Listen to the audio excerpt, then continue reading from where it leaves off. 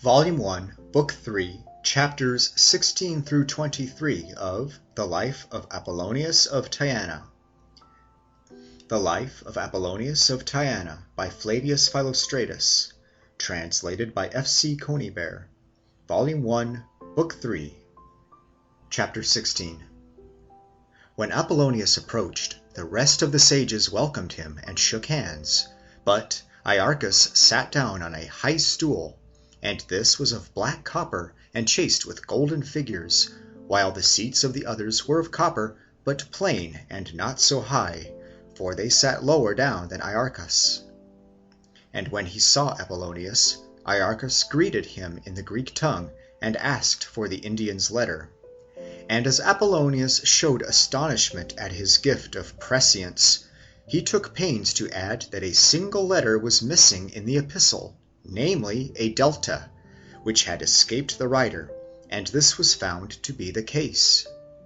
Then having read the epistle, he said, "What do you think of us, O Apollonius?" "Why," said the latter, "how can you ask, when it is sufficiently shown by the fact that I have taken a jamie to see you, which was never till now accomplished by any of the inhabitants of my country?" "And what do you think we know more than yourself?" "I," replied the other, "consider that your lore is profounder and much more divine than our own. And if I add nothing to my present stock of knowledge while I am with you, I shall at least have learned that I have nothing more to learn." Thereupon the Indian replied and said, "Other people ask those who arrive among them who they are that come, and why. But the first display we make of our wisdom consists in showing that we are not ignorant who it is that comes, and you may test this point to begin with." And to suit his word, he forthwith recounted the whole story of Apollonius's family, both on his father's and his mother's side, and he related all his life in Aegea, and how Damis had joined them, and any conversations that they had had on the road, and anything they had found out through the conversation of others with them. All this, just as if he had shared their voyage with them, the Indian recounted straight off, quite clearly without pausing for breath. And when Apollonius was astounded and asked him how he came to know it all, he replied, "And you too are come to share in this wisdom, but you are not yet an adept." "Will you teach me then," said the other, "all this wisdom?" "Aye, and gladly, for that is a wiser course than grudging and hiding matters of interest. And moreover, O Apollonius, I perceive that you are well endowed with memory, a goddess whom we love more than any other of the divine beings." "Well," said the other, "you have certainly discerned by your penetration my exact disposition." "We," said the other, "O Apollonius, can see all spiritual traits, for we trace and detect them by 1,000 signs. But as it is nearly midday, and we must get ready our offerings for the gods, let us now employ ourselves with that, and afterwards let us converse as much as you like, but you must take part in all our religious rites." "By Zeus," said Apollonius, "I should be wronging the Caucasus and the Indus, both of which I have crossed in order to reach you, if I did not feast myself on your rites to the full." "Do so," said the other, "and let us depart." Chapter 17. Accordingly they betook themselves to a spring of water, which Damis, who saw it subsequently, says resembles that of Dirtsi in Boeotia. And first they stripped, and then they anointed their heads with an amber-like drug, which imparted such a warmth to these Indians that their bodies steamed, and the sweat ran off them as profusely as if they were washing themselves with fire. Next they threw themselves into the water, and having so taken their bath, they betook themselves to the temple with wreaths upon their heads and full of sacred songs. And they stood round in the form of a chorus, and having chosen Iarchus as conductor, they struck the earth, uplifting their rods, and the earth arched itself like a billow of the sea, and raised them up 2 cubits high into the air. But they sang a song resembling the paean of Sophocles, which they sing at Athens in honour of Asclepius. But when they had alighted upon the ground, Iarchus called the stripling who carried the anchor and said, "Do you look after the companions of Apollonius." And he went off swifter than the quickest of the birds, and coming back again said, "I have looked after them." Having fulfilled then the most of their religious rites, they sat down to rest upon their seats.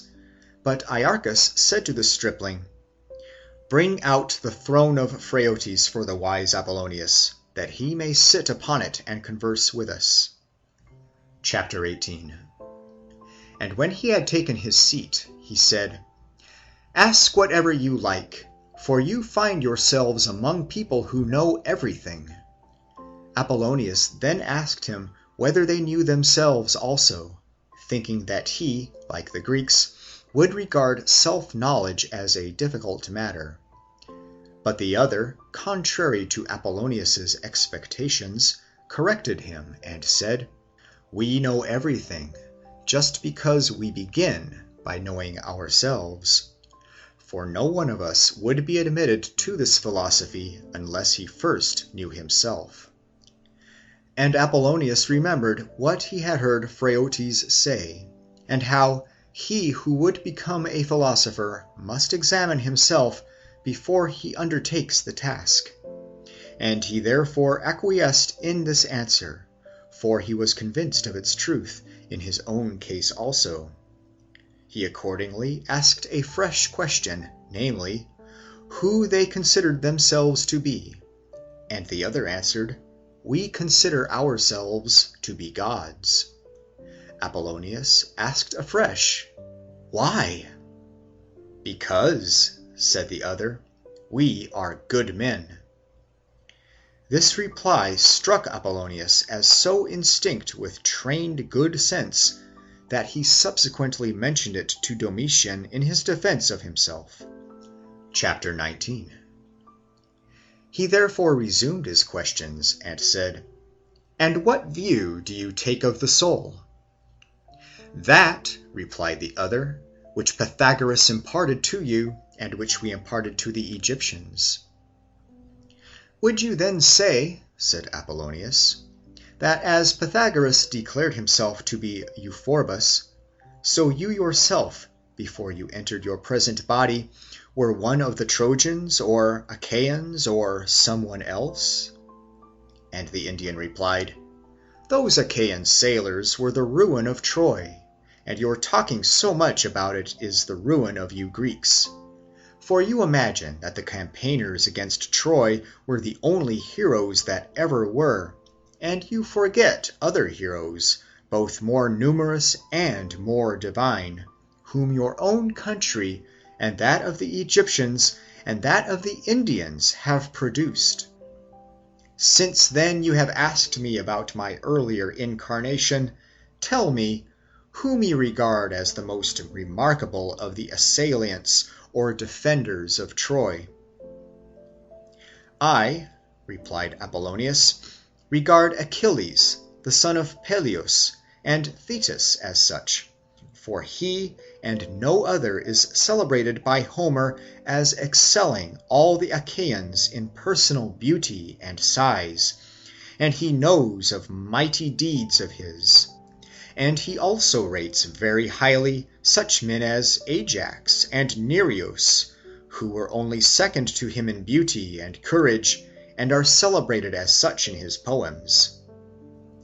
"With him," said the other, O Apollonius, I would have you compare my own ancestor, or rather my ancestral body, for that was the light in which Pythagoras regarded Euphorbus. Chapter 20. There was then, he said, a time when the Ethiopians, an Indian race, dwelt in this country, and when Ethiopia as yet was not, but Egypt stretched its borders beyond Meroe and the cataracts, and on the one side included in itself the fountains of the Nile, and on the other was only bounded by the mouths of the river. Well, at that time of which I speak, the Ethiopians lived here, and were subject to King Ganges, and the land was sufficient for their sustenance, and the gods watched over them. But when they slew this king, neither did the rest of the Indians regard them as pure, nor did the land permit them to remain upon it, for it spoiled the seed which they sowed in it before it came into ear, and inflicted miscarriages on their women, and it gave a miserable feed to their flocks. And wherever they tried to found a city, it would give way, sink down under their feet. Nay, more, the ghost of Ganges drove them forward on their path, a haunting terror to their multitude, and it did not quit them until they atoned to earth, by sacrificing the murderers who shed the king's blood with their hands. Now this Ganges, it seems, was 10 cubits high, and in personal beauty excelled any man the world had yet seen, and he was the son of the river Ganges. And when his own father inundated India, he himself turned the flood into the Red Sea, and effected a reconciliation between his father and the land, with the result that the latter brought forth fruits in abundance for him when living, and also avenged him after death.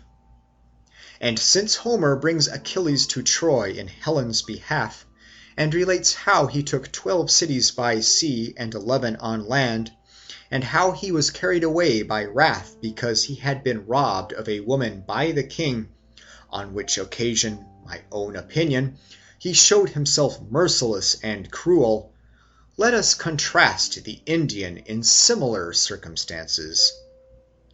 He, on the contrary, set himself to found 60 cities, which are the most considerable of those hereabouts. And I would like to know who would regard the destruction of cities as a better title to fame than the rebuilding of them. And he also repulsed the Scythians, who once invaded this land across the Caucasus. Surely it is better to prove yourself a good man by liberating your country than to bring slavery upon a city, and that too on behalf of a woman who probably was never really carried off against her will. And he had formed an alliance with the king of the country, over which Phraortes now rules, although that other had violated every law and principle of morality by carrying off his wife. He yet did not break his oath, and so stable, he said, was his pledged word, that, in spite of the injury he had suffered, he would not do anything to harm the other. Chapter 21. And I could enumerate many more merits of this great man, if I did not shrink from pronouncing a panegyric upon myself. For I may tell you I am the person in question, as I clearly proved when I was 4 years old. For this Ganges, on one occasion, fixed 7 swords made of adamant in the earth, to prevent any monster approaching our country. Now the gods ordered us to sacrifice if we came where he had implanted these weapons, though without indicating the spot where he had fixed them. I was a mere child, and yet I led the interpreters of their will to a trench, and told them to dig there, for it was there, I said, that they had been laid. Chapter 22. And you must not be surprised at my transformation from one Indian to another, for here is one, and he pointed to a stripling of about 20 years of age, who in natural aptitude for philosophy excels everyone, and he enjoys good health, as you see, and is furnished with an excellent constitution. Moreover, he can endure fire and all sorts of cutting and wounding, yet in spite of all these advantages he detests philosophy. What then, said Apollonius, O Iarchus, is the matter with the youth? For it is a terrible thing you tell me, if one so well adapted by nature to the pursuit refuses to embrace philosophy, and has no love for learning, and that although he lives with you. He does not live with us, replied the other, but he has been caught like a lion against his will, and confined here, but he looks askance at us when we try to domesticate him and caress him.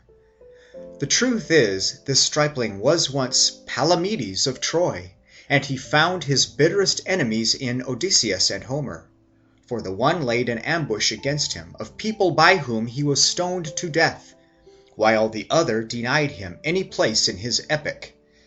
And because neither the wisdom with which he was endowed was of any use to him, nor did he meet with any praise from Homer, to whom, nevertheless, many people of no great importance owe their renown, and because he was outwitted by Odysseus in spite of his innocence, he has conceived an aversion to philosophy, and deplores his ill luck. And he is Palamedes, for indeed he can write without having learned his letters. Chapter 23. While they were thus conversing, a messenger approached Iarchus, and said, The king will come early in the afternoon to consult you about his own business. And Iarchus replied, Let him come, for he too will go away all the better for making acquaintance of a man from Hellas. And after this he went on with his former discourse. He accordingly asked Apollonius the question, Will you tell us, he said, about your earlier incarnation and who you were before the present life? And he replied, Since it was an ignoble episode, I do not remember much of it. Iarchus therefore took him up and said, Then you think it ignoble to have been the pilot of an Egyptian vessel? For I perceive that this is what you were. What you say, said Apollonius, is true, Iarchus, for that is really what I was. But I consider this profession not only inglorious, but also detestable, as though as of much value to humanity as that of a prince or the leader of an army. Nevertheless, it bears an evil repute by the reason of those who follow the sea. At any rate, the most noble of the deeds which I performed no one at the time saw fit to praise. Well, and what would you claim for yourself in the way of noble achievement? Is it your having doubled the capes of Malea and Sunium by checking your ship when it was drifting out of its course, and your having discerned so accurately the quarters from which the winds would blow both fore and aft? Or you getting your boat past the reefs in the hollows of Euboea, where any number of ships' ornamental signs show sticking up? Chapter 24. But Apollonius replied, Since you tempt me to talk about pilotage, I would have you hear what I consider to have been my soundest exploit at that time. Pirates at one time infested the Phoenician Sea, and were hanging about the cities to pick up information about the cargoes which different people had. The agents of the pirates spied out accordingly a rich cargo which I had on board my ship, and having taken me aside in conversation, asked me what was my share in the freight. And I told them that it was 1,000 drachmas, for there were 4 people in command of the ship. And they say, Have you a house? A wretched hut, I replied, on the island of Pharos, where once upon a time Proteus used to live. Would you like then, they went on, to acquire a landed estate instead of the sea, and a decent house instead of your hut, and 10 times as much for the cargo as you are going to get now, and to get rid of 1,000 misfortunes which beset pilots owing to the roughness of the sea? I replied that I would gladly do so, but that I did not aspire to become a pirate just at a time when I had made myself more expert than I ever had been, and had won crowns for my skill in my profession. However, they persevered, and promised to give me a purse of 10,000 drachmas if I would be their man and do what they wanted. Accordingly, I egged them on to talk by promising not to fail them, but to assist them in every way. Then they admitted that they were agents of the pirates, and besought me not to deprive them of a chance of capturing the ship, and instead of sailing away to the city whenever I weighed anchor thence, they arranged that I should cast anchor under the promontory, under the lee of which the pirate ships were riding, and they were willing to swear that they would not only not kill myself, but spare the life of any for whom I interceded. I, for my part, did not consider it safe to reprehend them, for I was afraid that if they were driven to despair, they would attack my ship on the high seas, and then we would all be lost somewhere at sea. Accordingly, I promised to assist their enterprise, but I insisted upon their taking oath to keep their promise truly.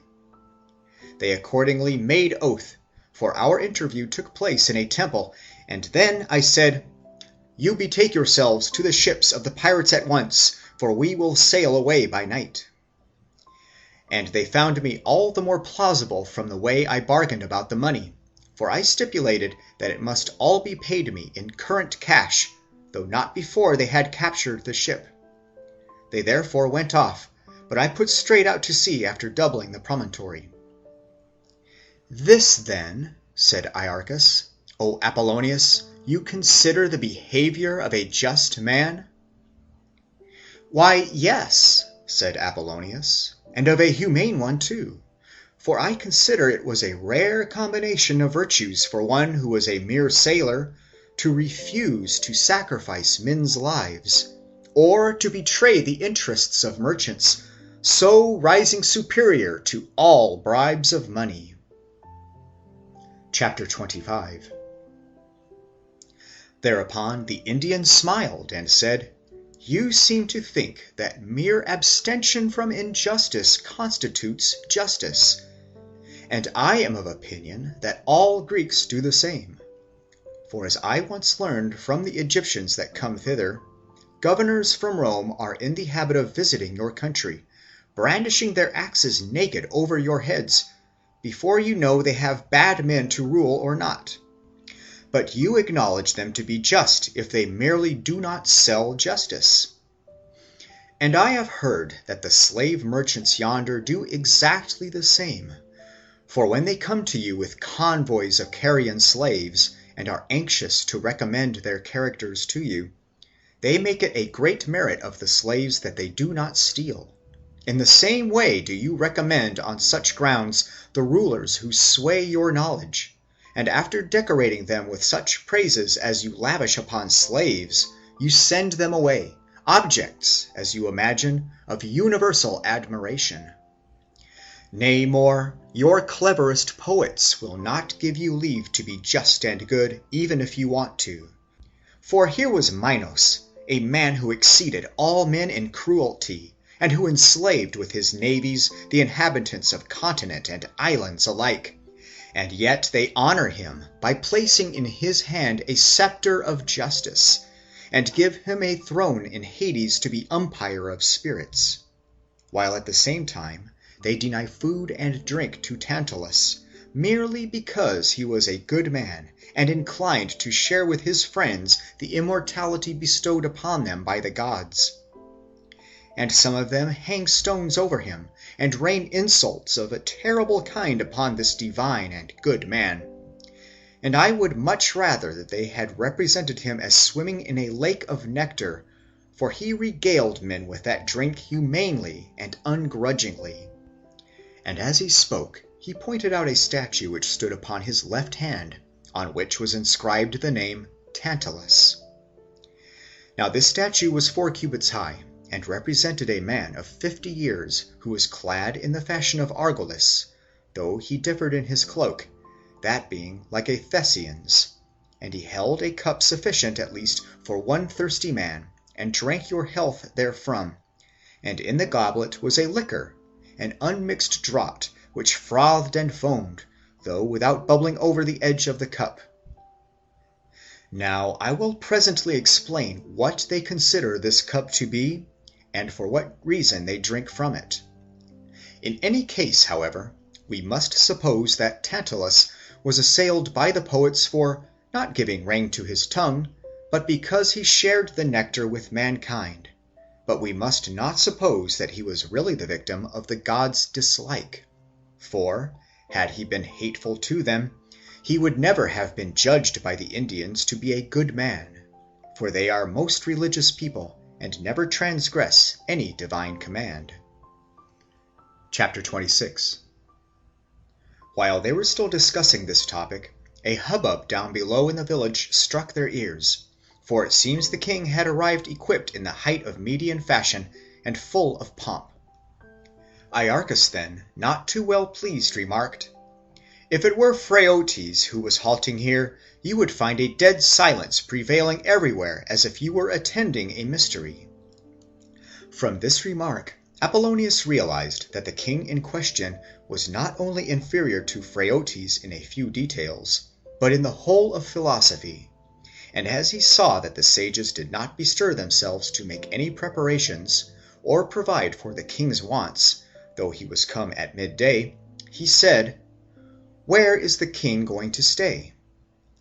"Here," they replied, "for we shall discuss by night the objects for which he is come, since that is the best time for taking counsel."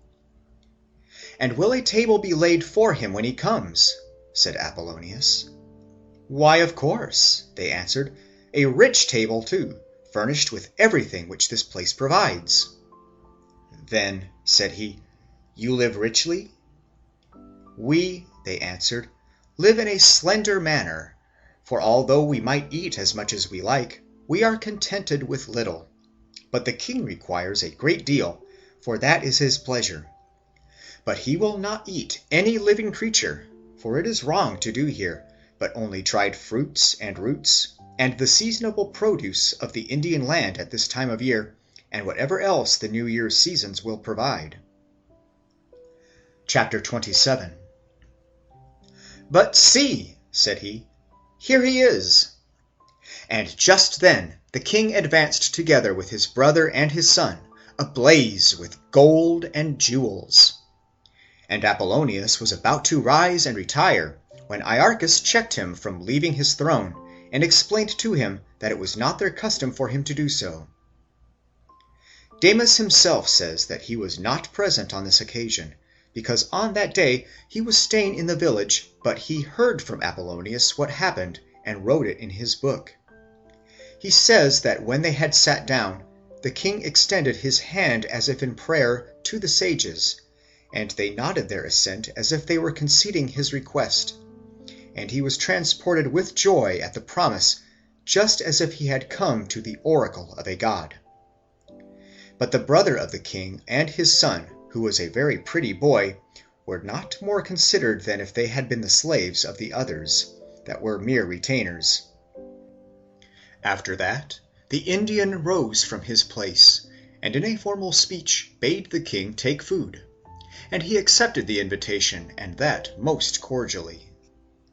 Thereupon 4 tripods stepped forth like those of the Pythian temple, but of their own accord, like those which advanced in Homer's poem, and upon them were cupbearers of black brass, resembling the figures of Ganymede and of Pelops among the Greeks. And the earth strewed beneath them grass softer than any mattress, and the dried fruits and bread and vegetables and the dessert of the season all came in, served in order, and set before them more agreeably than if cooks and waiters had provided it. Now 2 of the tripods flowed with wine, but the other 2 supplied, the one of them a jet of warm water, and the other of cold. Now the precious stones imported from India are employed in Greece for necklaces and rings because they are so small, but among the Indians they are turned into decanters and wine coolers because they are so large, and into goblets of such size that from a single one of them 4 persons can slake their thirst at midsummer. But the cupbearers of bronze drew a mixture, he says, of wine and water made in due proportions, and they pushed cups round just as they do in drinking bouts. The sages, however, reclined as we do in a common banquet, not that any special honour was paid to the king, although great importance should be attached to him among Greeks and Romans, but he took the first place that he chanced to reach. End of Volume 1, Book 3, Chapters 16 through 27. Volume 1, Book 3, Chapters 28 through 39 of the Life of Apollonius of Tyana. The Life of Apollonius of Tyana by Flavius Philostratus, translated by F.C. Conybeare. Volume 1, Book 3. Chapter 28. And when the wine had circulated, Iarchus said, I pledge you to drink the health, O king, of a Hellen. And he pointed to Apollonius, who was reclining just below him, and he made a gesture with his hand to indicate that he was a noble man and divine. But the king said, I have heard that he and the persons who are halting in the village belong to Phraotes. Quite right, he answered, and true is what you heard, for it is Phraotes who entertains him here also. What, asked the king, is his mode of life and pursuit? Why, what else, replied Iarchus, except that of that king himself? It is no great compliment you have paid him, answered the king, by saying that he has embraced a mode of life which has denied even to Phraotes the chance of being a noble man. Thereupon Iarchus remarked, You must judge more reasonably, O king, both about philosophy and about Phraotes. For as long as you are a stripling, your youth excused you in such extravagances. But now that you have already reached man's estate, let us avoid foolish and facile utterances. But Apollonius, who found an interpreter in Iarchus, said, And what have you gained, O king, by refusing to be a philosopher? What have I gained? Why, the whole of virtue and the identification of myself with the sun. Then the other, by way of checking his pride and muzzling him, said, If you were a philosopher, you would not entertain such fancies. And you, replied the king, since you are a philosopher, what is your fancy about yourself, my fine fellow? That I may pass, replied Apollonius, for being a good man, if only I can be a philosopher. Thereupon the king stretched out his hand to heaven and exclaimed, By the sun, you come here full of Phraotes.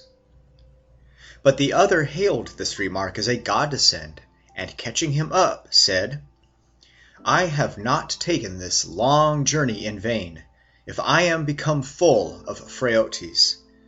But if you should meet him presently, you will certainly say that he is full of me, and he wished to write to you in my behalf. But since he declared that you were a good man, I begged him not to take the trouble of writing, seeing that in his case no one sent a letter commending me. Chapter 29.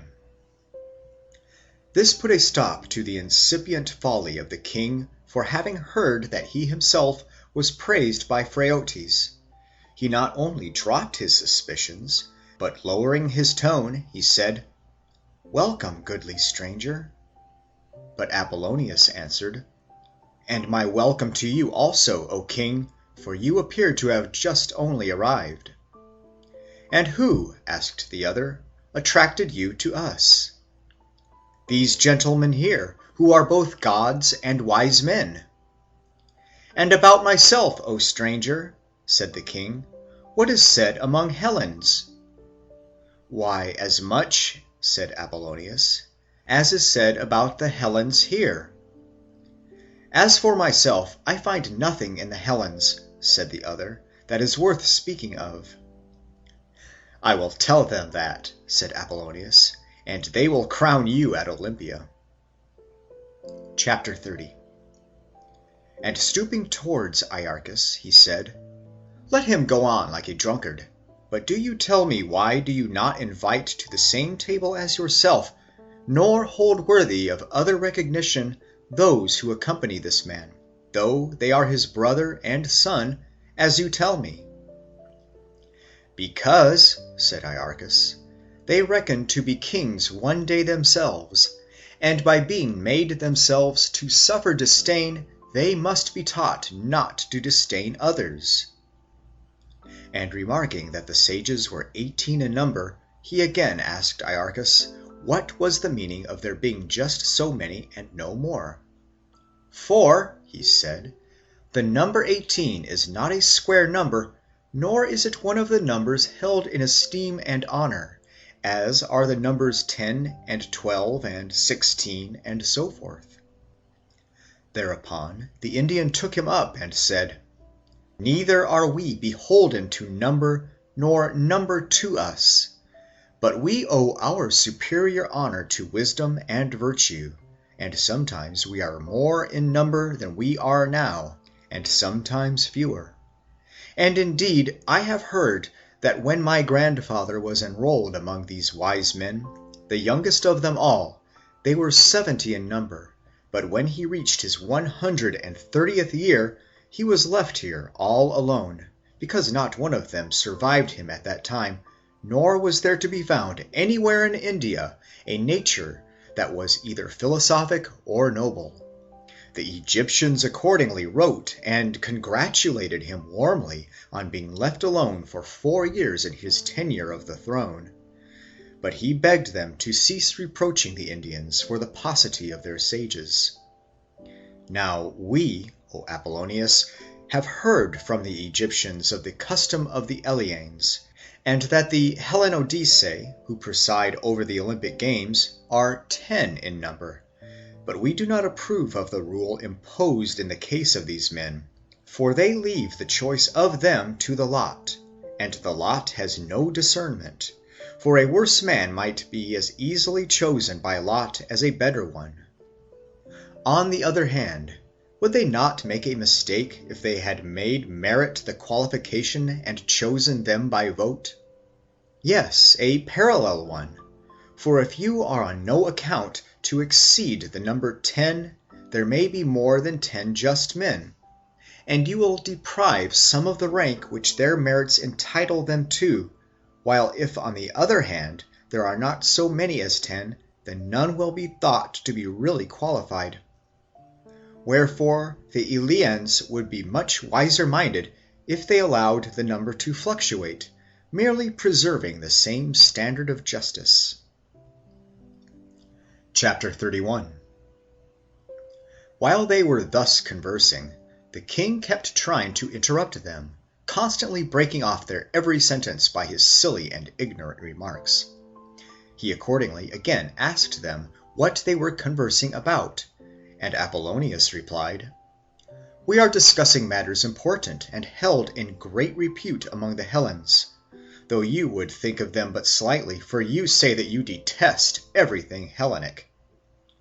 I do certainly detest them, he said, but nevertheless I want to hear, for I imagine you are talking about those Athenians, the slaves of Xerxes.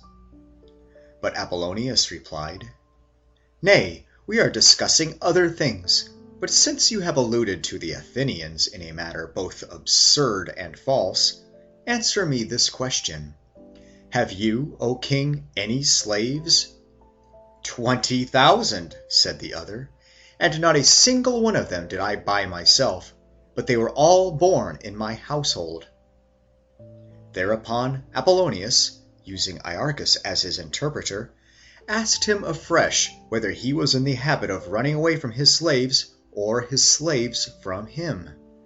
And the king, by way of insult, answered him, "Your very question is worthy of a slave.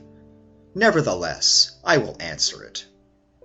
A man who runs away is not only a slave, but a bad one to boot, and his master would never run away from him, when, if he likes, both torture and card him." "In that case," said Apollonius, "O king, Xerxes has been proved out of your mouth to have been a slave of the Athenians, and like a bad slave to have run away from them. For when he was defeated by them in the naval action in the Straits, he was so anxious about his bridge of boats over the Hellespont that he fled in a single ship." "Yes, but anyhow burned Athens with his own hands," said the king. But Apollonius answered, "And for that act of audacity, O king, he was punished as never yet was any other man. For he had to run away from those whom he imagined he had destroyed. And when I contemplate the ambitions with which Xerxes set out on his campaign, I can conceive that some were justified in exalting him and saying that he was Zeus. But when I contemplate his flight, I arrive at the conviction that he was the most ill-starred of men. For if he had fallen at the hands of the Hellenes, no one would have earned a brighter fame than he. For to whom would the Hellenes have raised and dedicated a loftier tomb? What jousts of armed men, what contests of musicians would not have been instituted in honor of him?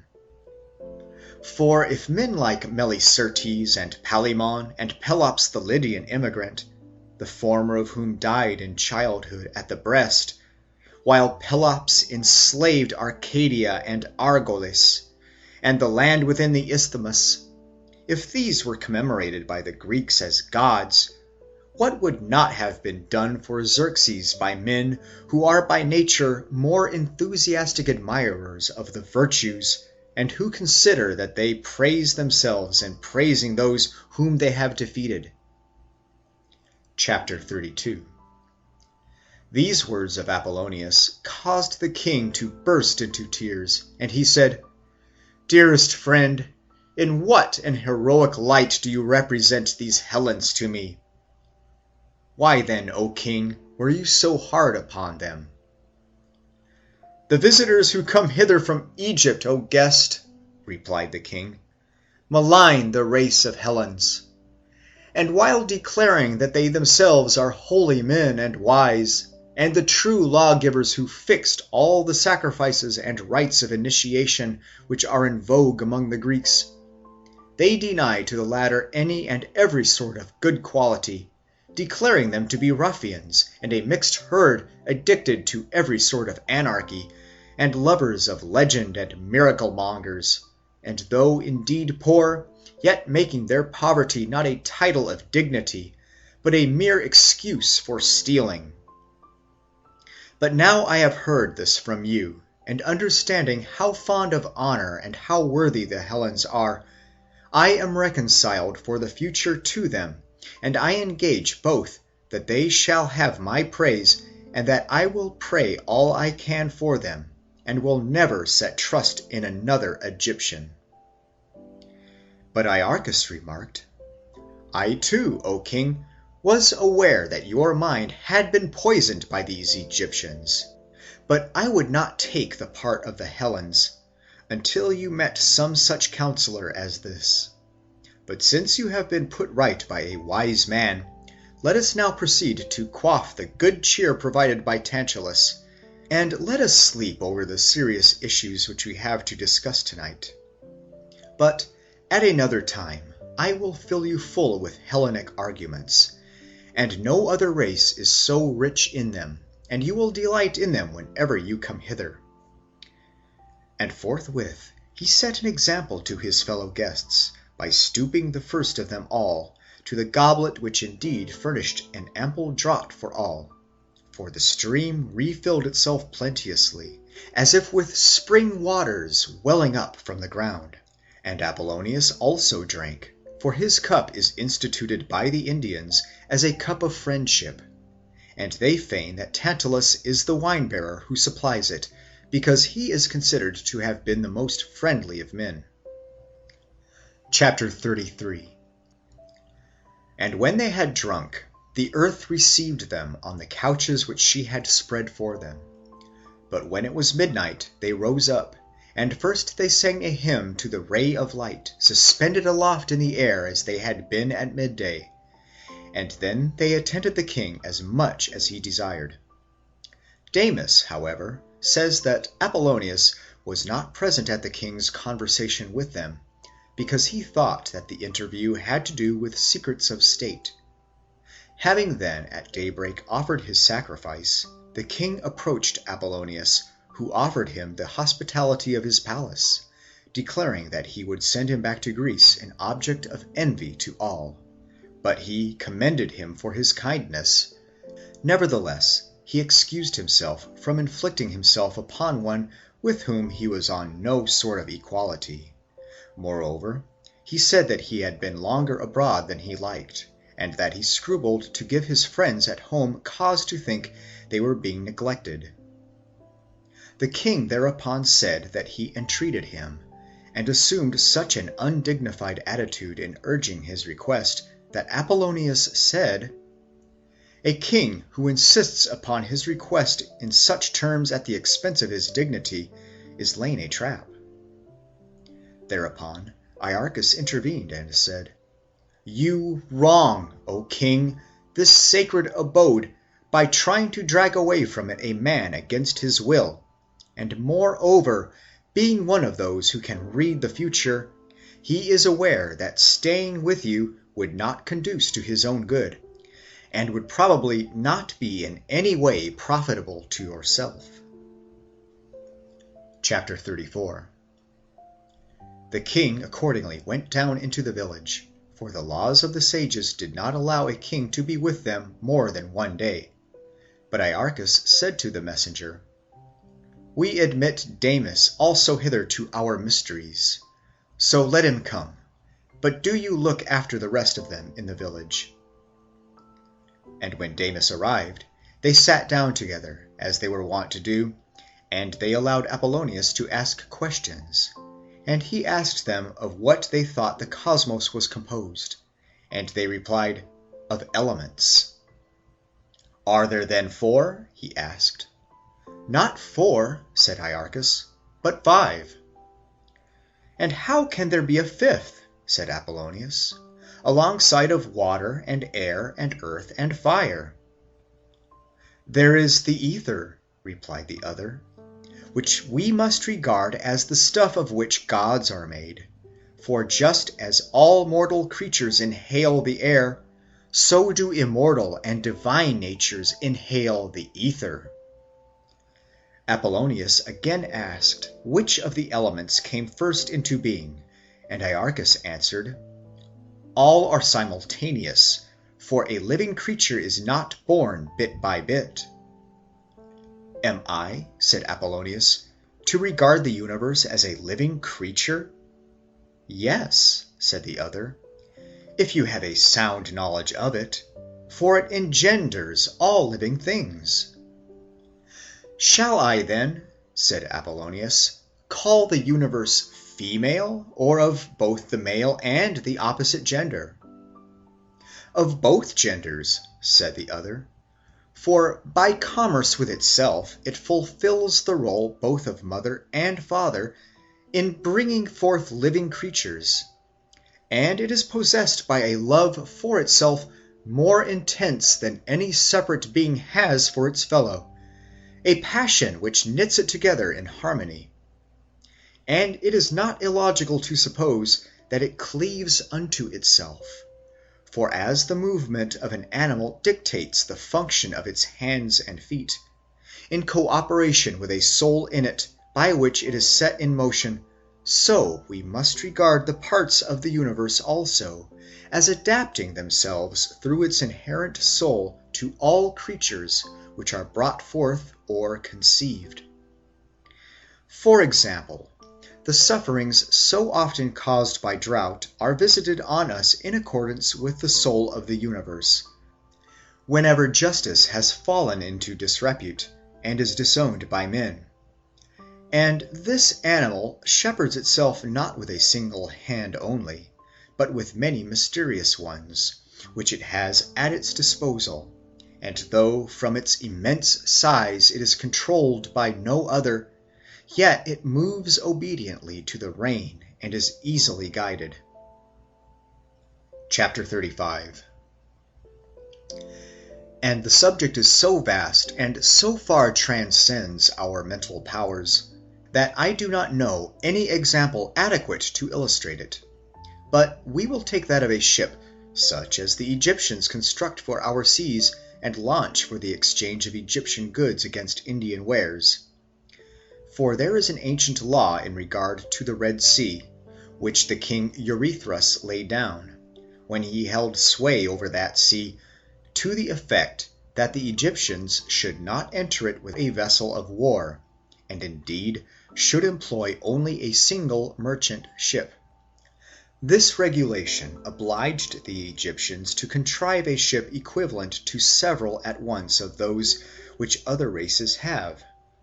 And they ribbed the sides of this ship with bolts, such as hold a ship together. And they raised its bulwarks and its mast to a great height.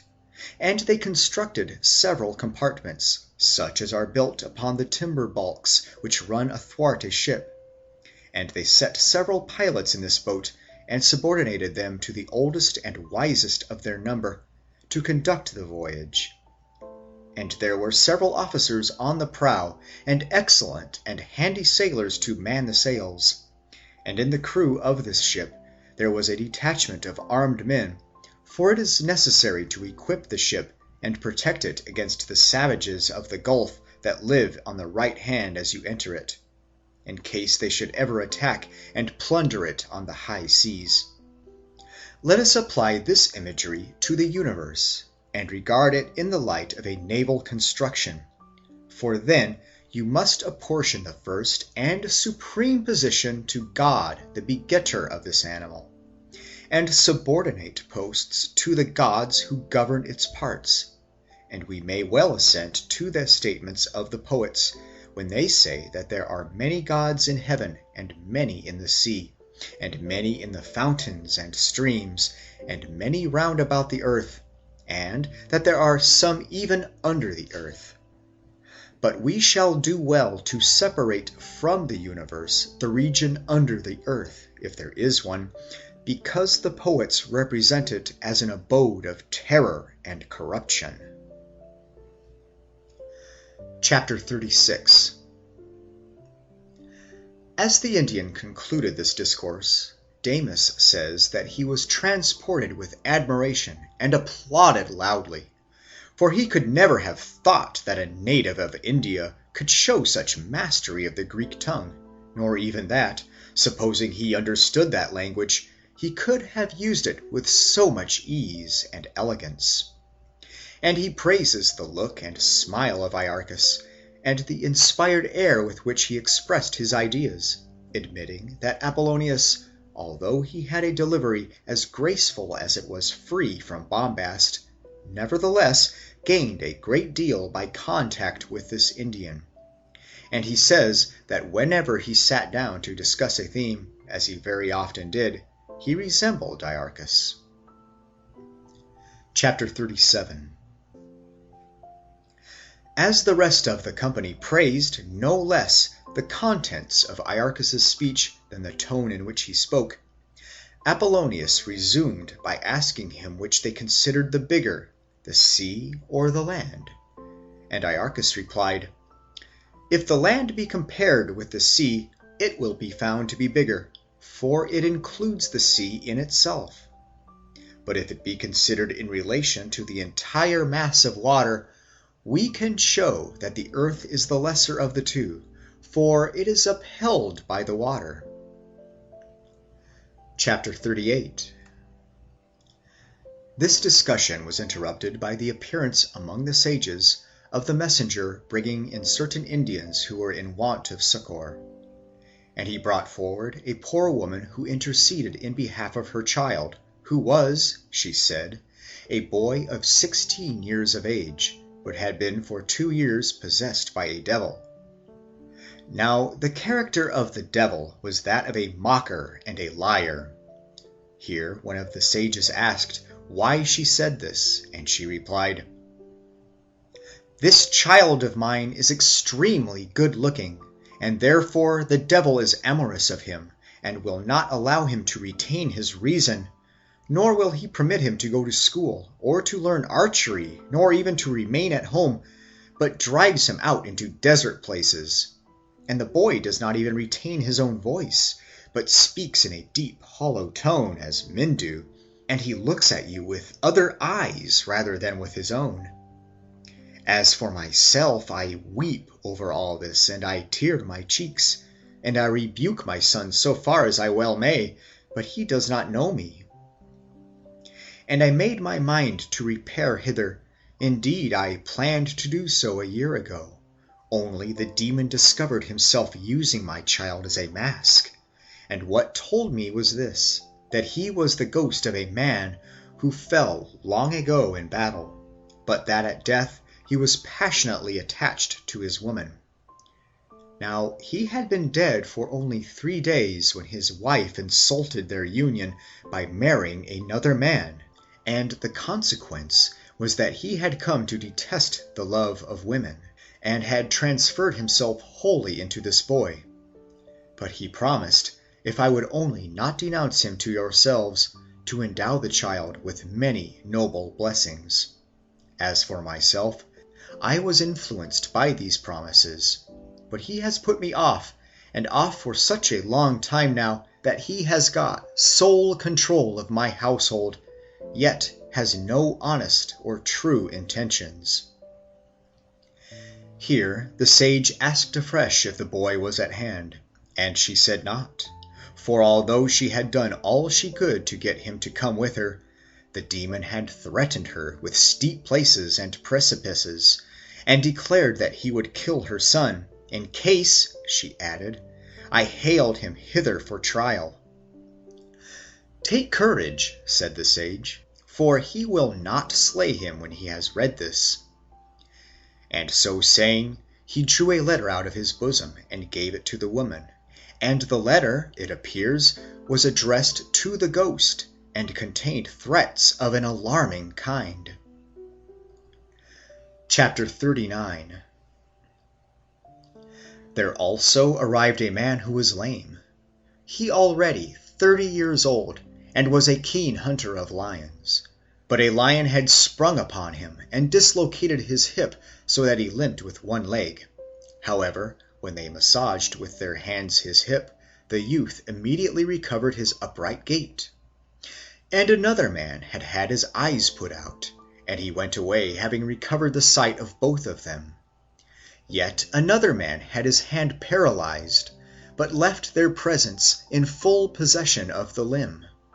And a certain woman had suffered in labor already 7 times, but was healed in the following way through the intercession of her husband. He bade the man, whenever his wife should be about, to bring forth her next child, to enter her chamber carrying in his bosom a live hare. Then he was to walk once round her, and at the same moment to release the hare, for that the womb would be extruded together with the fetus, unless the hare was at once driven out. End of chapters 28 through 39. Volume 1, Book 3, chapters 40 through 58 of The Life of Apollonius of Tyana. The Life of Apollonius of Tyana by Flavius Philostratus, translated by F.C. Conybeare. Volume 1, Book 3. Chapter 40. And again, a certain man who was a father said that he had had several sons, but that they had died the moment they began to drink wine.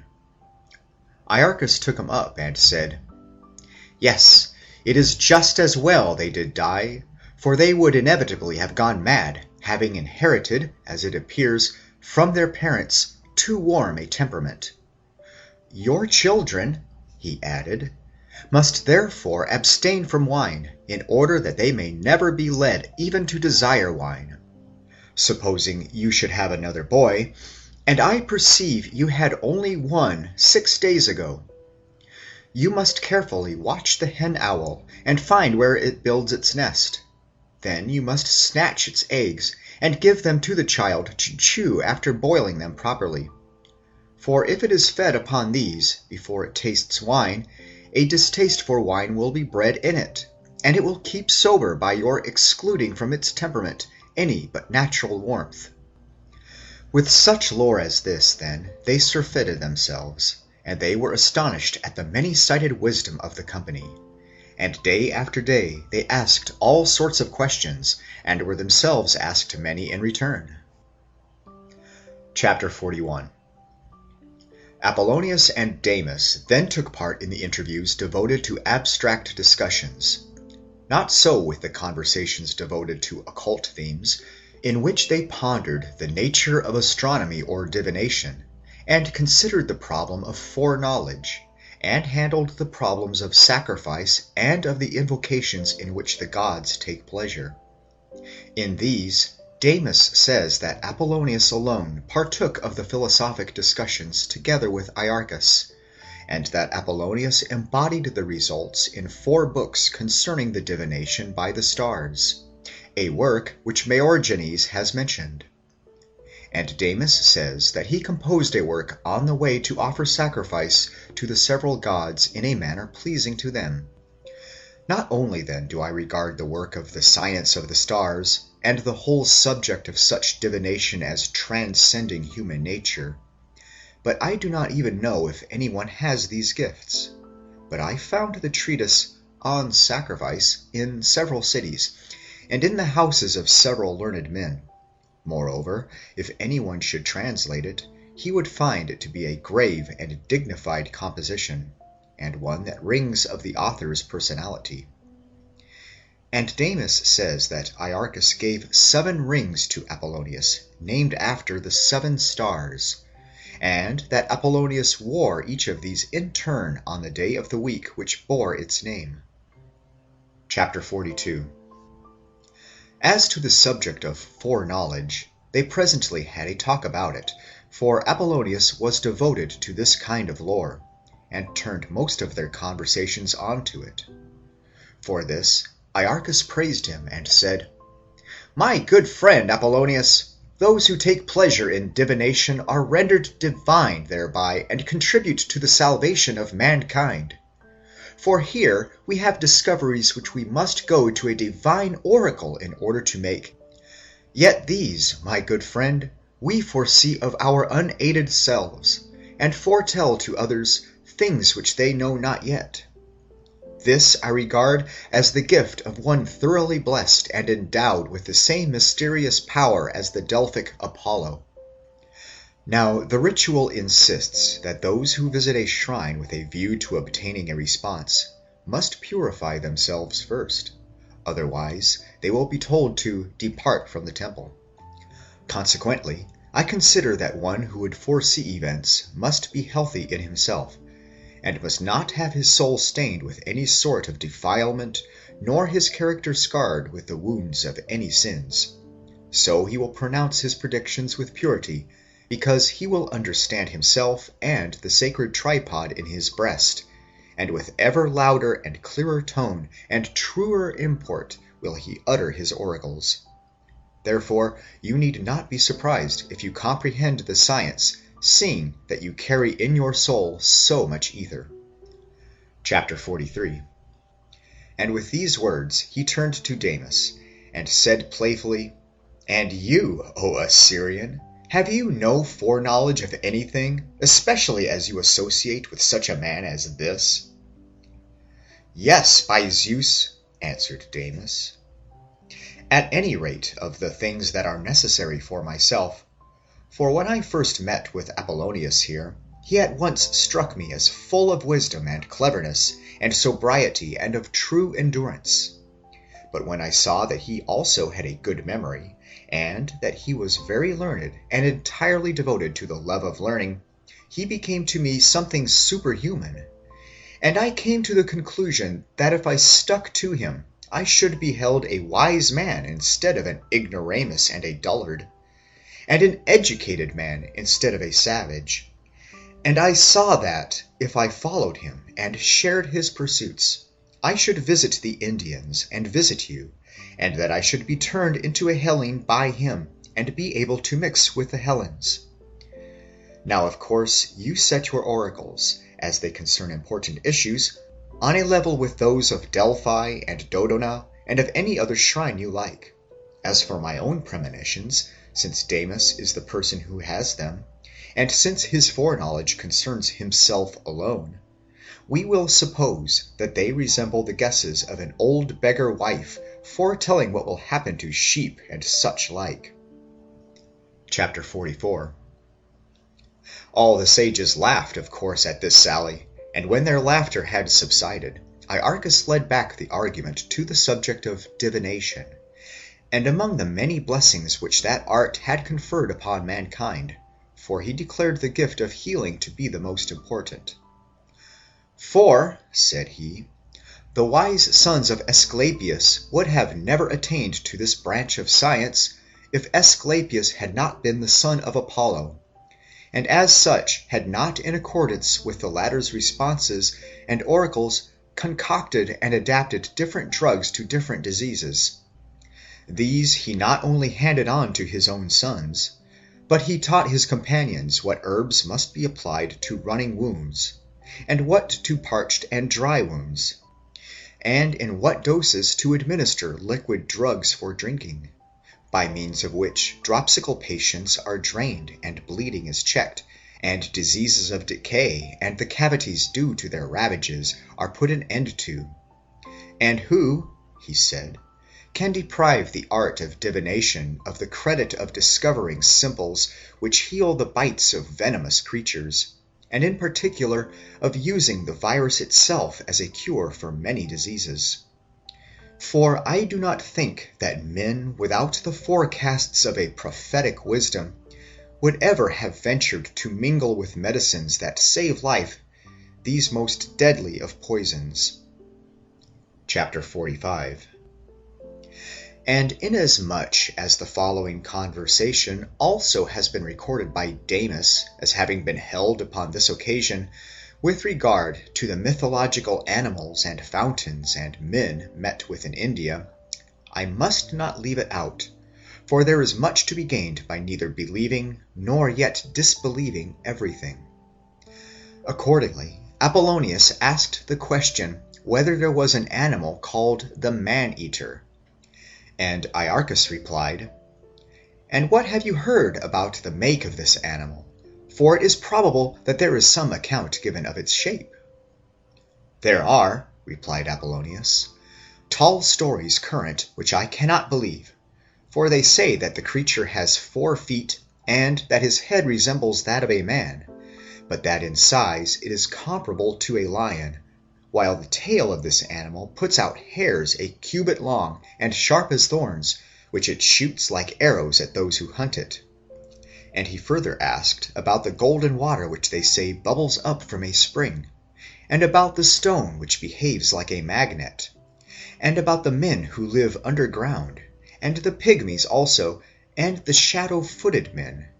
And Iarchus answered his questions thus: "What have I to tell you about animals or plants, or fountains which you have seen yourselves on coming here? For by this time you are as competent to describe these to other people as I am, but I never yet heard in this country of an animal that shoots arrows, or of springs of golden water." Chapter 46. However, about the stone which attracts itself and binds to itself other stones, you must not be skeptical, for you can see the stone yourself if you like, and admire its properties. For the greatest specimen is exactly of the size of this fingernail, and here he pointed to his own thumb. And it is conceived in a hollow in the earth at a depth of 4 fathoms, but it is so highly endowed with spirit that the earth swells and breaks open in many places when the stone is conceived in it. But no one can get a hold of it, for it runs away, unless it is scientifically attracted, but we alone can secure, partly by performance of certain rites, and partly by certain forms of words, the pantarbe, for such is this name given to it. Now in the night time it glows like the day, just as fire might, for it is red and gives out rays. And if you look at it in the daytime, it smites your eyes with 1,000 glints and gleams. And the light within it is a spirit of mysterious power, for it absorbs to itself everything in its neighborhood. And why do I say in its neighborhood?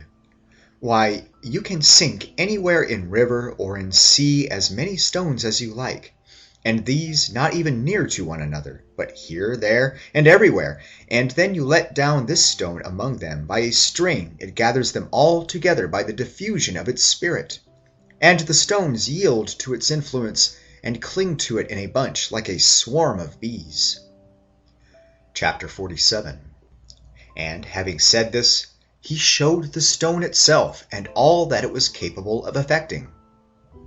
And as to the pygmies, he said that they lived underground, and that they lay on the other side of the Ganges, and lived in the manner which is related by all. As to the men that are shadow-footed or have long heads, and as to the other poetical fancies which the treatise of Scylax recounts about them, he said that they didn't live anywhere on the earth, and least of all in India. Chapter 48. As to the gold which the griffins dig up, there are rocks which are spotted with drops of gold as with sparks, which this creature can quarry because of the strength of its beak. For these animals do exist in India, he said, and are held in veneration as being sacred to the sun, and the Indian artists, when they represent the sun, yoke 4 of them abreast to draw the imaged car, and in size and strength they resemble lions, but having this advantage over them, that they have wings, they will attack them, and they will get the better of elephants and of dragons. But they have no great power of flying, no more than have birds of short flight, for they are not winged as is proper with birds, but the palms of their feet are webbed with red membranes, such that they are able to revolve them, and make a flight and fight in the air.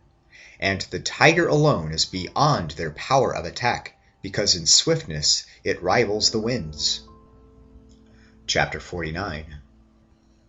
And the phoenix, he said, is the bird which visits every 500 years, but the rest of that time it flies about in India.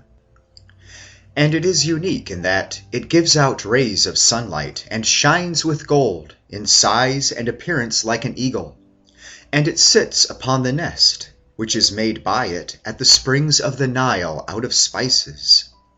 The story of the Egyptians about it, that it comes to Egypt, is testified to by the Indians also. But the latter add this touch to the story, that the phoenix, which is being consumed in its nest, sings funeral strains for itself. And this is also done by the swans, according to the account of those who have the wit to hear them. Chapter 50. In such conversations with the sages, Apollonius spent the 4 months which he passed there, and he acquired all sorts of lore, both profane and mysterious. But when he was minded to go on his way, they persuaded him to send back to Phraortes with a letter his guide and the camels, and they themselves gave him another guide and camels, and sent him forth on his way, congratulating both themselves and him. And having embraced Apollonius, they declared that he would be esteemed a god by the many, not merely after his death, but while he was still alive. They turned back to their place of meditation, though ever and anon they turned towards him, and showed by their action that they parted from him against their will. And Apollonius, keeping the Ganges on his right hand and the Hyphasis on his left, went down towards the sea, a journey of 10 days from the sacred ridge. And as they went down, they saw a great many ostriches, and many wild bulls, and many asses, and lions, and pards, and tigers, and another kind of apes than those which inhabit the pepper trees, for these were black and bushy-haired, and were dog-like in features, and as big as small men. And in the usual discussion of what they saw, they reached the sea, where small factories had been built, and passenger ships rode in them resembling those of the Tyrians. And they say that the sea called Urethra, or Red, is of a deep blue color, but that it was so named from a king Eurystheus, who gave his own name to the sea in question. Chapter 51. And having reached this point, Apollonius sent back the camels to Iarchus, together with the following letter. Apollonius to Iarchus, and the other sages, greeting. I come to you on foot, and yet you presented me with the sea. But by sharing with me the wisdom which is yours, you have made it mine even to travel through the heavens. All this I shall mention to the Hellens, and I shall communicate my words to you as if you were present, unless I have in vain drunk the draught of Tantalus. Farewell, ye goodly philosophers. Chapter 52. He then embarked upon the ship, and was borne away by a smooth and favourable breeze. And he was struck at the formidable manner in which the Hyphasis discharges itself into the sea at its mouth. For in its latter course, as I said before, it falls into rocky and narrow places and over precipices, and breaking its way through these to the sea by a single mouth, presents a formidable danger to those who hug the land too closely. Chapter 53. They say, moreover, that they saw the mouth of the Indus, and that there was situated on it the city of Patala, round which the Indus flows. It was to this city that the fleet of Alexander came, under the command of Nearchus, a highly trained naval captain. But as for the stories of Orthagoras about the sea called Urethra, to the effect that the constellation of the Bear is not to be seen in it, and that the mariners cast no reckoning at midday, and that the visible stars there vary from their usual positions, this account is endorsed by Damis, and we must consider it to be sound, and based on local observations of the heavens. There is also mentioned a small island of the name of Byblus, in which there is a large cockle, and where there are mussels and oysters, and such like organisms, clinging to the rocks, and 10 times as big as those which we find in Greece. And there is also taken in this region a stone, the pearl in a white shell, wherein it occupies the place of the heart of the oyster. Chapter 54. And they say they also touched at Bigade, in the country of the Orichae. As for these people, they have rocks of bronze and sand of bronze, and the dust which the rivers bring down is of bronze. But they regard their land as full of gold, because the bronze is of such high quality. Chapter 55. And they say that they came across the people called the fish-eaters, whose city is Stobera, and they clothe themselves in the skins of very large fishes. And the cattle there look like fish, and eat extraordinary things, for the shepherds feed them upon fish, just as in Caria the flocks are fed on figs. But the Indians of Carmen are a gentle race, who live on the edge of a sea so well stocked with fish that they neither lay them in by stores, nor salt them as is done in Pontus, but they just sell a few of them, and throw back most they catch panting into the sea. Chapter 56. They say that they also touched Balara, which is an emporium full of myrtles and date palms, and they also saw laurels, and the place was well watered by springs. And there were kitchen gardens there, as well as flower gardens, all growing luxuriantly, and the harbours therein were entirely calm. But off there lies a sacred island, which is called Celera, and the passage to it from the mainland was 100 stades long. Now in this island there lived a Nereid, a dreadful female demon, which would snatch away many mariners, and would not even allow ships to fasten a cable to the island. Chapter 57. It is just as well not to omit the story of the other kind of pearl, since even Apollonius did not regard it as puerile, and it is anyhow a pretty invention, and there is nothing in the annals of sea-fishing so remarkable. For on the side of the island which is turned towards the open sea, the bottom is of great depth, and produces an oyster in a white sheath full of fat, for it does not produce any jewel. The inhabitants watch for a calm day, or they themselves render the sea smooth, and this they do by flooding it with oil, and then a man plunges in order to hunt the oyster in question. And he is in other aspects equipped like those who cut off the sponges from the rocks. But he carries in addition an oblong iron block and an alabaster case made of myrrh.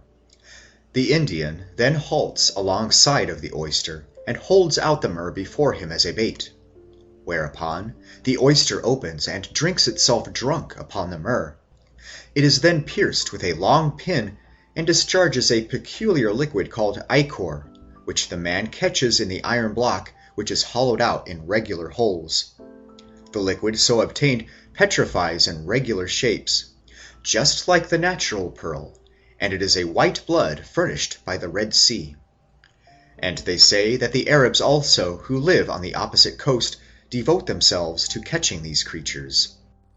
From this point on, they found the entire sea full of wild animals, and it was crowded with seals. And the ships, they say, in order to keep off these animals, carry bells at the bow and at the stern, the sound of which frightens away these creatures, and prevents them from approaching the ships. Chapter 58. And when they had sailed as far as the mouth of the Euphrates, they say that they sailed up by it to Babylon to see Vardan, whom they found just as they had found him before. They then came afresh to Nineveh, and as the people of Antioch displayed their customary insolence, and took no interest in any affairs of the Hellenes, they went down to the sea at Seleucia, and finding a ship, they sailed to Cyprus, and landed at Paphos, where there is the statue of Aphrodite. Apollonius marveled at the symbolic construction of the same, and gave the priests much instruction with regard to the ritual of the temple. He then sailed to Ionia, where he excited much admiration and no little esteem among all lovers of wisdom. End of Volume 1, Book 3, Chapters 40 through 58. Volume 1, Book 4, Chapters 1 through 15 of The Life of Apollonius of Tyana. The Life of Apollonius of Tyana by Flavius Philostratus. Translated by F.C. Conybeare. Volume 1, Book 4. Chapter 1. And when they saw our sage in Ionia, and he had arrived in Ephesus, even the mechanics would not remain at their handicrafts, but followed him, one admiring his wisdom, another his beauty, another his way of life, another his bearing, some of them everything alike about him. Reports also were current about him, which originated from various oracles. Thus, from the oracle at Colophon it was announced that he shared its peculiar wisdom, and was absolutely wise, and so forth. From that of Didyma similar rumors emanated, as also from the shrine of Pergamon. For the god urged not a few of these who were in need of health to betake themselves to Apollonius, for this was what he himself approved, and was pleasing to the fates. Deputations also waited upon him from various cities, offering him their hospitality, and asking his advice about life in general, as well as about the dedication of altars and images. And he relegated their several affairs, in some case by letter, but in others he said would visit them. And the city of Smyrna also sent a deputation, but they would not say what they wanted, though they besought him to visit them. So he asked a legate what they wanted of him, but he merely said, to see him and to be seen. So Apollonius said, I will come, but, O ye Muses, grant that we may also like one another. Chapter 2. The first discourse, then, which he delivered was to the Ephesians from the platform of their temple, and its tone was not that of the Socratic school, for he dissuaded and discouraged them from other pursuits, and urged them to devote themselves to philosophy alone, and to fill Ephesus with real study rather than with idleness and arrogance such as he found around him there. For they were devoted to dancers, and taken up with pantomimes, and the whole city was full of pipers, and full of effeminate rascals, and full of noise. So, though the Ephesians had come over to him, he determined not to wink at such things, but cleared them out, and made them odious to most of them.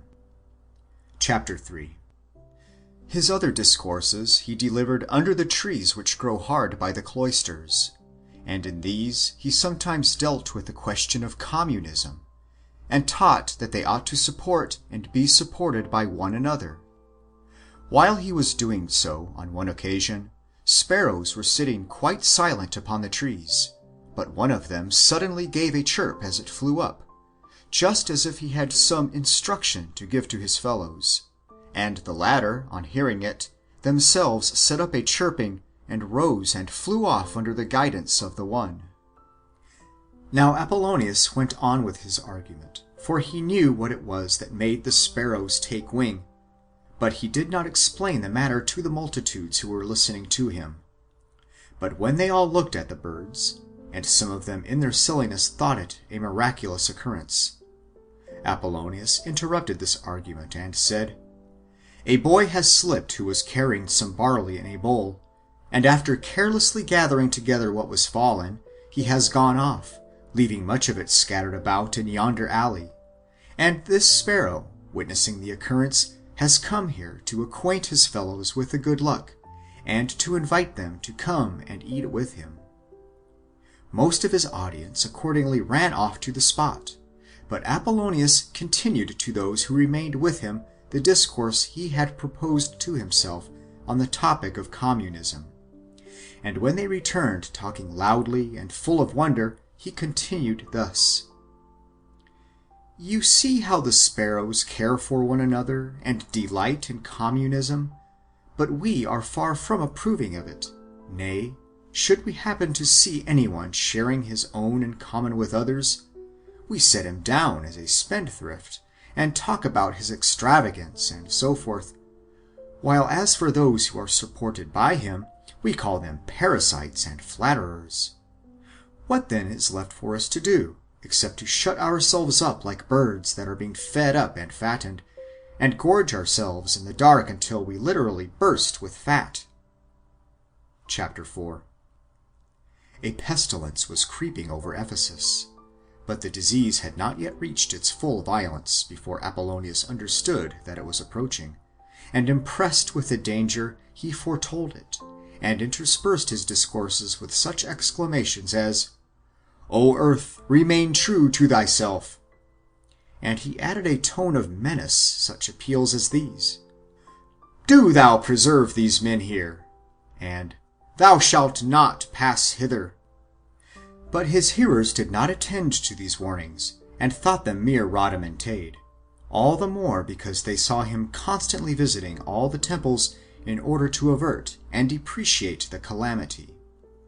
And since they conducted themselves so foolishly in respect of the scourge, he thought that it was not necessary to do anything more for them, but began a tour of the rest of Ionia, relegating their several affairs, and from time to time recommending in his discourses what was salutary for his audiences. Chapter 5. But when he came to Smyrna, the Ionians went out to meet him, for they were just celebrating the Pan-Ionian sacrifices. And he there read a decree of the Ionians, in which they besought him to take part in their solemn meeting. And in it he met with a name which had not at all an Ionian ring, for a certain Lucullus had signed the resolution. He accordingly sent a letter to their council, expressing his astonishment at such an instance of barbarism, for he had, it seems, also found the name Fabricius, and other such names in the decrees. The letter on this subject shows how sternly he reprimanded them. Chapter 6. And on another day he presented himself before the meeting of the Ionians, and asked, What is this cup? And they answered, It is the Pan-Ionian cup. Whereupon he took a draught from it, and poured a libation, saying, O ye gods, who are patrons of the Ionians, may ye grant to this fair colony to enjoy safety at sea, that no disaster may wreak itself on them by land therefrom, and that Aeogeon, the author of earthquakes, may never shake down their cities. These words he uttered under divine impulse, because he foresaw, as I believe, the disasters which afterwards betook Smyrna and Miletus, and Chios and Samos, and several of the Iades. Chapter 7. And remarking the zeal with which the people of Smyrna devoted themselves to all sorts of compositions, he encouraged them, and increased their zeal, and urged them to take pride rather in themselves than in the beauty of their city. For although they had the most beautiful of cities under the sun, and although they had a friendly sea at their doors which held the springs of the Zephyr, nevertheless it was more pleasing for the city to be crowned with men than with porticos and pictures, or even with gold in excess of what they needed. For, he said, public edifices remain where they are, and are nowhere seen except in that particular part of the earth where they exist. But good men are conspicuous everywhere, and everywhere talked about, and so they can magnify the city more to which they belong, in proportion to the numbers in which they are able to visit any part of the earth. And he said that cities which are beautiful in the same way as Smyrna was, resemble the statue of Zeus, wrought in Olympia by Phidias, for there Zeus sits, just as it pleased the artist that he should, whereas men who visit all regions of the earth may be well compared with the Homeric Zeus, who is represented by Homer under many shapes, and is a more wonderful creation than the image made of ivory, for the latter is only to be seen upon earth, but the former is an ideal presence imagined everywhere in heaven. Chapter 8. And in these discussions, moreover, with the people of Smyrna, he wisely taught them also how best to guarantee the security of those who live in the cities.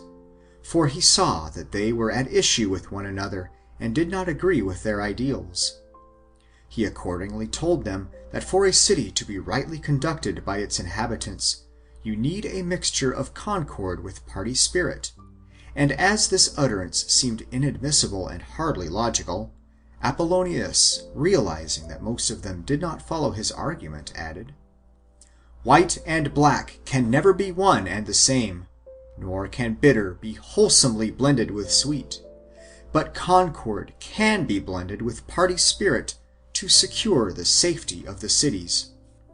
And let us not consider any meaning to be somewhat as follows. Far be from your city the factiousness which leads men to draw swords and to stone one another. For in a city we need our children to be brought up properly, and we need laws, and we need inhabitants equally versed in discussion and in deeds.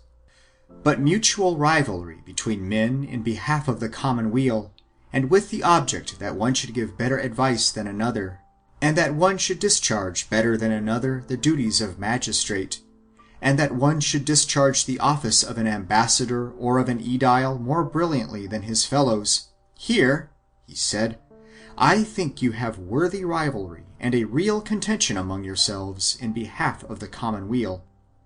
But that one person should practice one thing, and another another, with a view to benefiting the city, seemed of old a foolish thing to the Lacedaemonians, because they only cultivated the arts of war, and because they all strengthened themselves for this end, and interested themselves in nothing else. But to me it seems best that each man should do what he understands best and what he best can do. For that city will recline in peace, nay, will rather stand up erect, where one man is admired for his popular influence, and another for his wisdom, and another for his liberal expenditure on public objects, and another for his kindliness, and another for his severity and unbending sternness towards malefactors, and another because his hands are pure beyond suspicion. Chapter 9. And as he was thus discoursing, he saw a ship with 3 sails leaving the harbour, of which the sailors were each discharging their particular duties in working it out to sea. Accordingly, by way of reforming his audience, he said, "Now look at that ship's crew, how some of them, being rowers, have embarked in the tugboats, while others are winding up and making fast the anchors, and others again are spreading the sails to the wind, and others are keeping an outlook at bow and stern. Now if a single member of this community abandoned any one of his particular tasks, or went about his naval duties in an inexperienced manner, they would have a bad voyage, and would themselves impersonate the storm. But if they vie with one another, and are rivals only with the object of one showing himself as good a man as the other, then the ship will make the best havens, and all their voyage be one of fair weather and fair sailing, and the precaution they exercise about themselves will prove to be as valuable as if Poseidon, our Lord of Safety, were watching over them." Chapter 10. With such harangues as these, he knit together the people of Smyrna. But when the plague began to rage in Ephesus, and no remedy sufficed to check it, they sent a deputation to Apollonius, asking him to become physician of their infirmity. And he thought that he ought not to postpone his journey, but said, "Let us go." And forthwith he was in Ephesus, performing the same feat, I believe, as Pythagoras, who was in Thurii and Metapontum at one and the same moment. He therefore called together the Ephesians, and said, "Take courage, for I will today put a stop to the course of the disease." And with these words he led the population entire to the theatre, where the image of the averting god had been set up. And there he saw what seemed an old mendicant artfully blinking his eyes as if blind, and he carried a wallet and a crust of bread in it, and he was clad in rags, and was very squalid of countenance. Apollonius therefore ranged the Ephesians around him, and said, "Pick up as many stones as you can, and hurl them at this enemy of the gods." Now the Ephesians wondered what he meant, and were shocked at the idea of murdering a stranger so manifestly miserable, for he was begging and praying them to take mercy upon him. Nevertheless, Apollonius insisted and egged on the Ephesians to launch themselves on him, and not to let him go. And as soon as some of them began to take shots and hit him with their stones, the beggar who had seemed to blink and be blind gave them all a sudden glance, and his eyes were full of fire. Then the Ephesians recognized that he was a demon, and they stoned him so thoroughly that their stones were heaped into a great cairn around him. After a little pause, Apollonius bade them remove the stones, and acquaint themselves with the wild animal they had slain. When therefore they had exposed the object which they thought they had thrown their missiles at, they found that he had disappeared, and instead of him there was a hound who resembled in form and look a Molossian dog, but was in size the equal of the largest lion. There he lay before their eyes, pounded to a pulp by their stones, and vomiting foam as mad dogs do. Accordingly, the statue of the averting god, namely Hercules, has been set up over the spot where the ghost was slain. Chapter 11. Having purged the Ephesians of the plague, and having had enough of the people of Ionia, he started for Hellas. Having made his way then to Pergamon, and being pleased with the temple of Asclepius, he gave hints to the supplicants of the gods what to do in order to obtain favorable dreams. And having healed many of them, he came to the land of Ilium. And as his mind was stored with all the traditions of their past, he went to visit the tombs of the Achaeans, and he delivered himself of many speeches over them, and he offered many sacrifice of a bloodless and pure kind. And then he bade his companions go on board ship, for he himself, he said, must spend a night on the mound of Achilles. Now his companions tried to deter him, for in fact the sons of Dioscorus and the Phidemi and a whole company of such already followed in the train of Apollonius, alleging that Achilles was still dreadful to look upon, for such was the conviction about him of the inhabitants of Ilium. Nevertheless, said Apollonius, I know Achilles well, and that he thoroughly delights in company, for he heartily welcomed Nestor when he came from Pylos, because he always had something useful to tell him, and he used to honor Phoenix with the title of foster father and companion and so forth, because Phoenix entertained him with his talk, and he looked most mildly upon Priam also, although he was his bitterest enemy, so soon as he heard him talk. And when in the course of a quarrel he had an interview with Odysseus, he made himself so gracious that Odysseus thought him more handsome than terrible. For I think that his shield and his plumes that wave so terribly, as they say, are a menace to the Trojans, because he can never forget what he suffered at their hands, when he played him false over the marriage. But I have nothing in common with Ilium, and I shall talk to him more pleasantly than his former companions. And if he slays me, as you say he will, why then I shall repose with Memnon and Cycnus, and perhaps Troy will bury me in a hollow sepulchre, as they did Hector. Such were the words to his companions, half playful and half serious, as he went up alone to the barrow. But they went on board ship, for it was already evening. Chapter 12. But Apollonius came about dawn to them, and said, Where is Antisthenes of Paros? And this person had joined their society 7 days before in Ilium. And when Antisthenes answered that he was there, he said, Have you, O young man, any Trojan blood in your veins? Certainly I have, he said, for I am a Trojan by ancestry. And a descendant of Priam as well? Asked Apollonius. Why, yes, by Zeus, answered the other, and that is why I consider myself a good man and of good stock. That explains, then, said the sage, why Achilles forbids me to associate with you. For after he bade me go as his deputy to the Thessalians in the matter of a complaint which he has against them, and I asked him whether there was anything else which I could do to please him.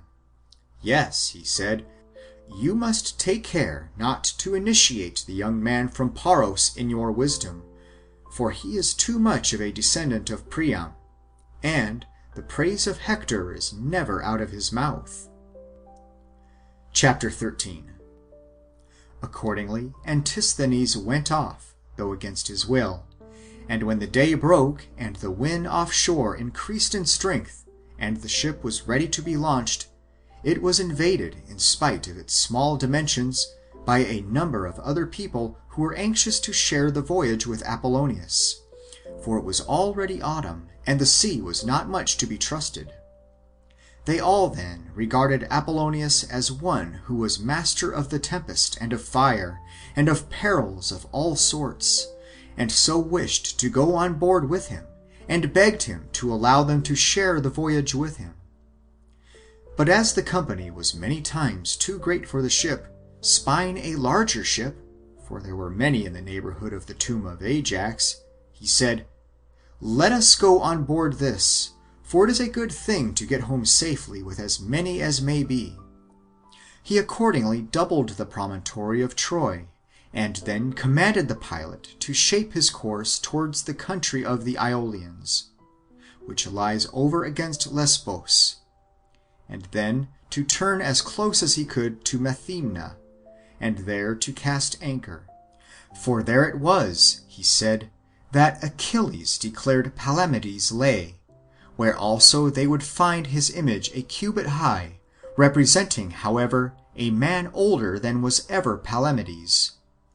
And at the moment of disembarking from the ship, he said, Let us show our respect, O ye Greeks, for so good a man to whom we owe all wisdom. For we shall anyhow prove ourselves better men than the Achaeans, if we pay tribute to the excellence of one whom they so unjustly slew. They accordingly leapt out of the ship, but he hit upon the tomb and found the statue buried beside it. And there were inscribed on the base of the statue the words, To the divine Palamedes. He accordingly set it up again in its place, as I myself saw. And he raised a shrine around it, of the size which the worshippers of the goddess of the crossways, called Enodia, use. For it was large enough for 10 persons at once to sit and drink and keep good cheer in, and having done so, he offered up the following prayer. O Palamedes, do thou forget the wrath, wherewith thou wast wrought against the Achaeans, and grant that men may multiply in numbers and wisdom. Yea, O Palamedes, author of all eloquence, author of the Muses, author of myself. Chapter 14. He also visited in passing the shrine of Orpheus, when he had put in at Lesbos. And they tell that it was here that Orpheus once on a time loved to prophesy, before Apollo had turned his attention to him.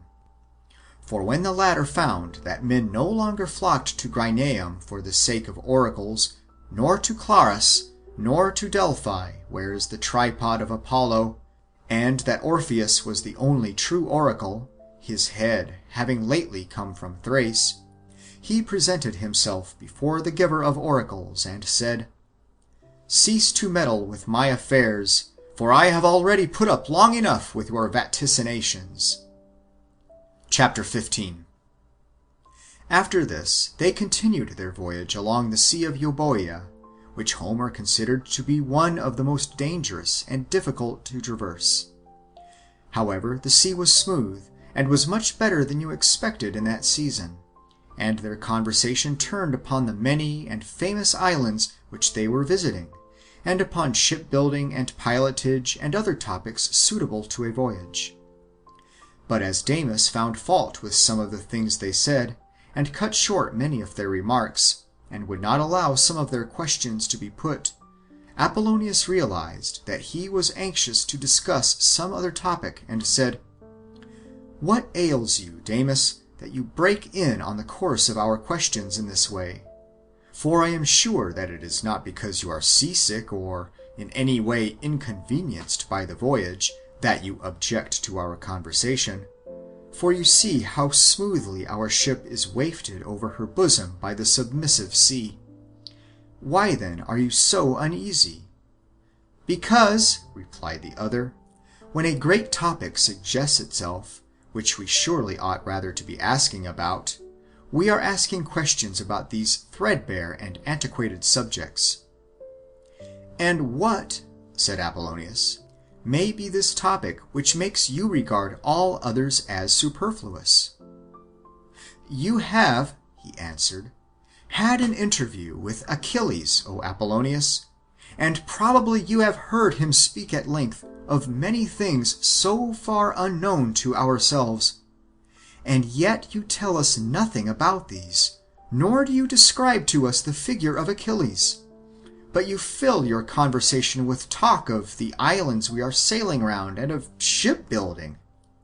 If you will not accuse me of bragging, said Apollonius, you shall hear everything.